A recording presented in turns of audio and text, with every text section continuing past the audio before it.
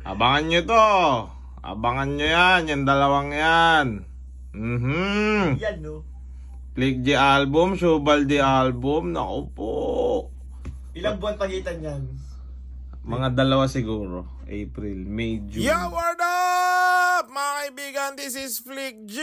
At ngayong araw, fina-finalize na namin ang album ni Shubal D.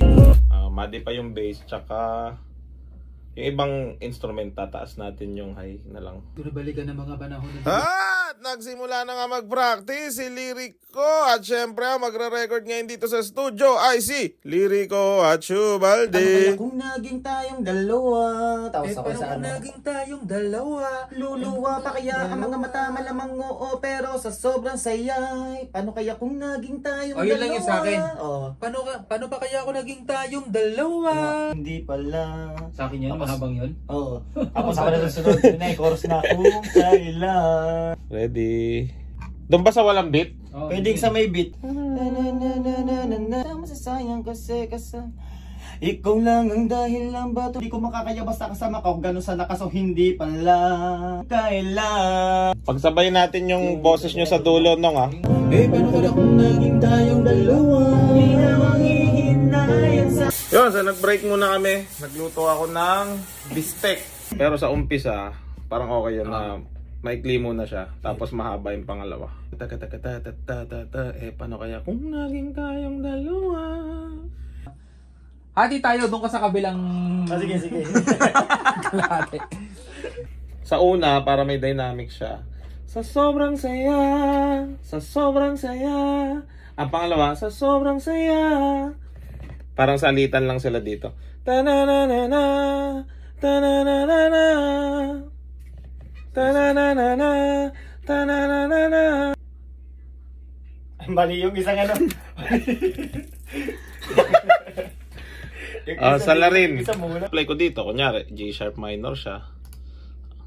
Ayan, G sharp minor, natural minor.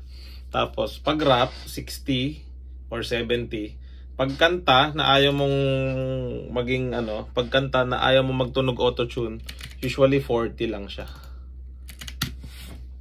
Okay. Oh, nasa tono na siya lahat. Wala ka ng off tune. Wala pala gamitin yan. Oo.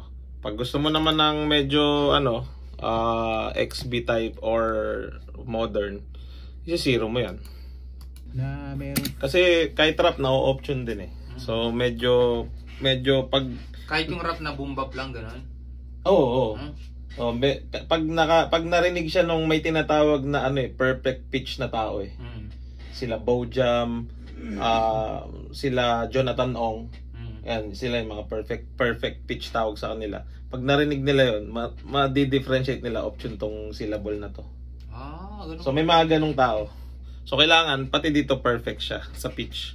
Kasi kanta pa rin naman yung rap eh. Pero dati hindi usapin yung naka-tune ka pag rap eh.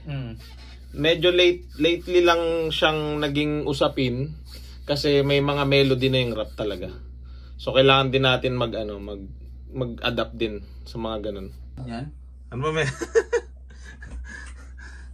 Igano? Second hand na na kotse na yun 231,000 U87 no? Hindi, may daw to sa loob eh. May engineer. May alien. Pag nag-record ka, naka-mix and mastered. May engineer sa loob yan. Nandyan yung kaluluwa ni Dr. Dre. AI. Doon lang tayo sa 97. 97, mahal pa rin to, 97. Pag kumanta ka, pati nililihim mo, maririnig. Nalalaman ng engineer kapag gutom ka na naririnig ng mic yung yung ng chan mo. Gusto ko pag-us. Hindi, pag inon mo yan, yung mga chismis sa paligid mo, masasagap niyan. Chismis, magagawa pa lang ng chismis bukas, alam mo na kayo. Paririnig mo sa speaker. Kaya ganyan kamahal yan, yung mga chismis sa mga paligid, mga kapitbahay nyo. Alam nyo na, 231. 231,000 lang Add to cart natin. Check out na natin.